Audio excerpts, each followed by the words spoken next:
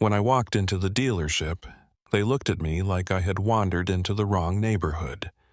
The manager smirked at my clothes and my hat, making the biggest mistake of his life. He thought I was just another broke man wasting his time. He had no idea who he was talking to, but he was about to find out.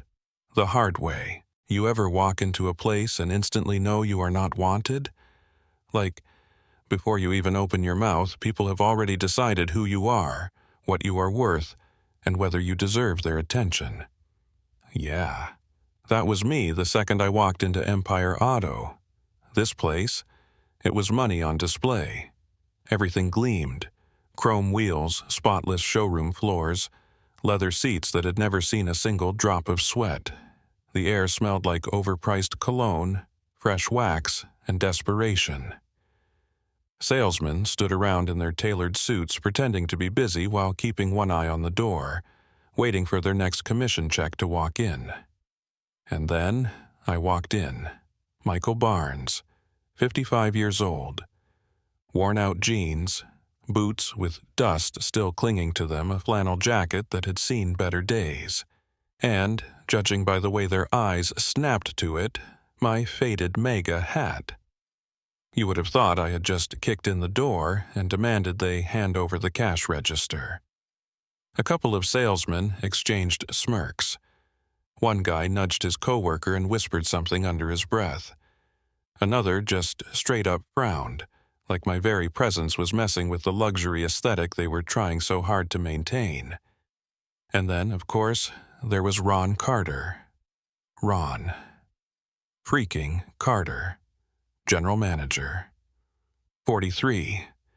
Slicked back hair, perfect white teeth, and the kind of orange tan that suggested he spent way too much time on a golf course pretending to be important. He looked me up and down like I had tracked cow manure across his showroom floor. "Sir, can I help you?" The tone? Already condescending. I smiled. "Yeah? Looking to buy?" Silence. Ron's smirk twitched. His brain had to reboot for a second, like the idea of someone like me actually buying something here did not compute. Buy? From here? I nodded. He let out one of those fake laughs like I had just told him I planned to buy the whole dealership. "Listen, buddy, we do not really do budget models here. You might want to check out the used lot down the street." Ah, there it was. That smug, "I have already decided you are wasting my time" attitude. I exhaled slowly, keeping my voice calm. "I will take a look around anyway." Ron sighed loudly. "Fine, just do not take too long, all right? We deal with serious buyers here." I grinned. Good thing I am serious. But he was not buying it, not for a second. As I walked the showroom floor, I felt his eyes drilling into the back of my head. He was waiting for me to give up, to walk out, to admit that I did not belong. Instead, I stopped in front of a black Cadillac Escalade. Top trim. Fully loaded. Leather seats so soft they probably felt like clouds. I ran a hand along the hood, appreciating the craftsmanship.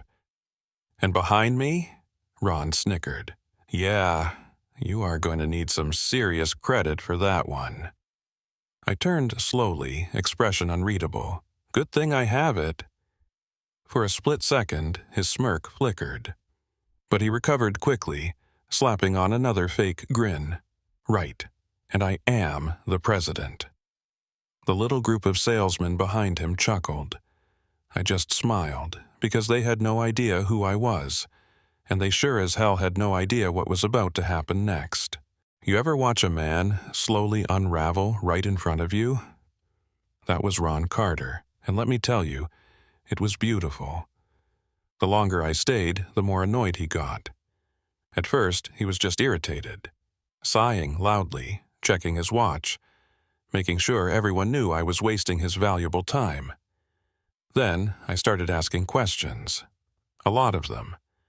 I wanted to know engine specs, trim differences, financing options, warranty extensions. I asked about features that probably half his staff did not even understand. And Ron, he was losing it. I caught him at one point, pulling a salesman aside, whispering behind a cupped hand. The guy hesitated, nodded, then disappeared into the back. A few minutes later, he returned, holding a thin brochure like it was a peace offering. He smiled, the fakest, most strained smile I had ever seen. "Sir, perhaps you would like to start with something more reasonable?" Oh, I see how it is. Translation: "This car is too expensive for you. Please leave." I took the brochure without even looking at it, folded it in half, slid it into my pocket. Then I pulled out my phone, tapped a few times. Ron sighed dramatically, arms crossed. "Listen, man, I do not know what you are trying to prove here, but..." And then his phone rang. Not mine. His. The moment he saw the screen, something changed. The confidence gone, the arrogance evaporated. I watched him hesitate, just for a second, before answering. "This is Ron Carter, General Manager of Empire Auto.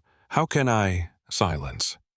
Then his face went white, because the voice on the other end, the CEO, and the words that followed. "I hope you treated Mr. Barnes with the respect he deserves." Ron Carter walked back into the showroom like a man heading to his own execution. The swagger? Gone. The arrogance? Evaporated. He looked like he had just received the worst news of his life. And considering who had just called him, he probably had. I stood exactly where I had been, arms crossed, waiting. Ron spotted me, and for the first time all day he looked nervous. Genuinely nervous. No smirk, no fake charm, just sheer panic. He swallowed hard and forced a smile, but his voice? Not as steady as before. "Mr. Barnes, let us get you set up with that Escalade, yeah?" I raised an eyebrow. "Now I am Mr. Barnes?"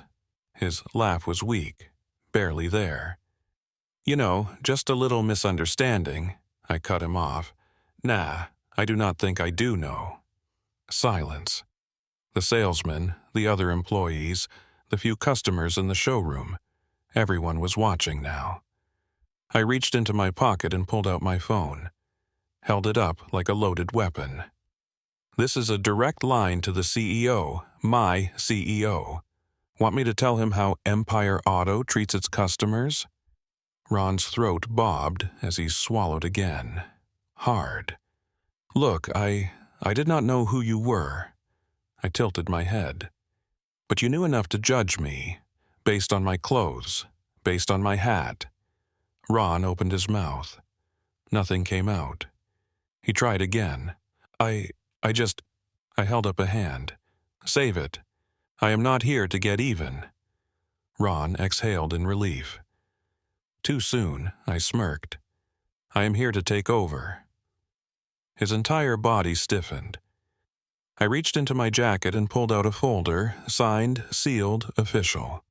"Effective today, I own this dealership." The entire showroom went dead silent. Ron, frozen, his mind completely shattered.